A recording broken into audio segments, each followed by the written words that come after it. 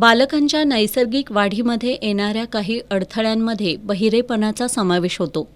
बाळाच्या वाढीसोबत त्याची ऐकण्याची क्षमताही विकसित होत असते आणि यावरूनच ते पुढे सुस्पष्ट बोलू लागते.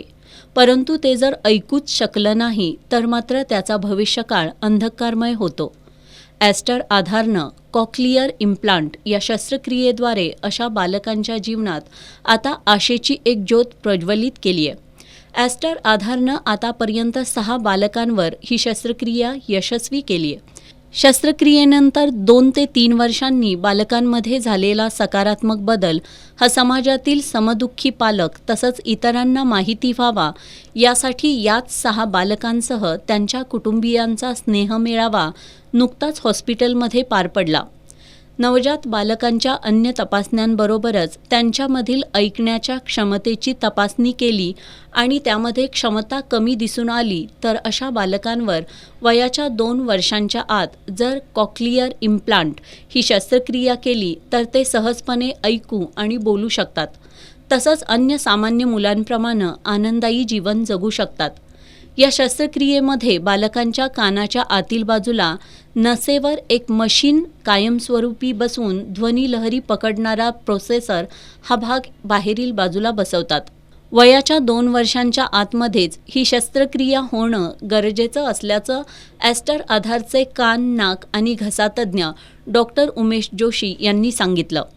केवळ पुणे, मुंबईसारख्या मोठ्या प्रगत शहरांमध्येच होणाऱ्या या शस्त्रक्रिया आता ॲस्टर आधारमधील तज्ज्ञ डॉक्टरांकडूनही नियमितपणे केल्या जात आहेत. स्पीच थेरपी हा शस्त्रक्रियेनंतरचा महत्त्वाचा टप्पा आहे. या स्पीच थेरपीमध्ये बालकांपेक्षा त्यांच्या पालकांची भूमिका खूप महत्त्वाची ठरते.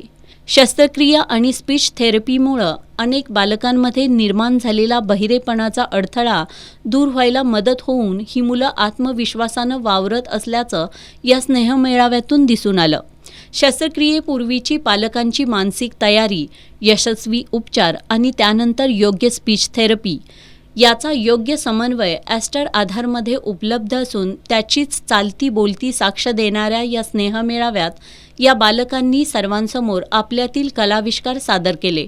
एकेकाळी बहिरेपणामुळं आपल्या मुलांचं कसं होणार या चिंतेत असलेल्या पालकांना मुलांमधील सकारात्मक बदल बघून खूप आनंद वाटला. कॉक्लिअर इम्प्लांट शस्त्रक्रिया यशस्वी झालेल्या श्रीराजचे वडील अमोल कदम यांनी श्रीराजनं बाबा, काका असे उच्चार करायला सुरुवात केल्यानंतर घरातील सर्वांनाच अश्रू अनावर झाल्याची आठवण सांगितल्यानंतर स्नेहमेळाव्याला उपस्थित सगळेच जण भावूक झाले. मुलांनी या स्नेहमेळाव्याचा मनमुराद आनंद लुटला. रुग्णसेवेसाठी सदैव कटिबद्ध असणाऱ्या ॲस्टर आधार परिवारानं या स्नेहमेळाव्याचं आयोजन करून या मुलांच्या भविष्यातील वाटचालीसाठी समाजाचे आशीर्वादसुद्धा या मुलांना गरजेचे आहेत हे दाखवून दिलंय.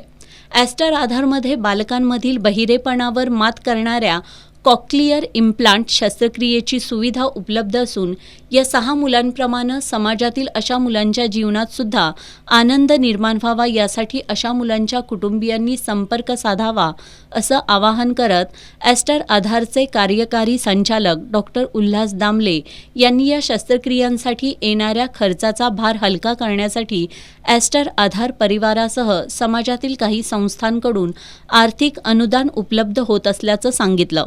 या अनोख्या कौटुंबिक स्नेहमेळाव्यासाठी doctor Ulhas Damle, doctor Umesh Joshi, doctor Shailendra Navare, doctor Sanjay Deshpande, doctor Amol Kodolikar, doctor Ajay Keni यांच्यासह मुलं आणि त्यांचे कुटुंबीय उपस्थित होते.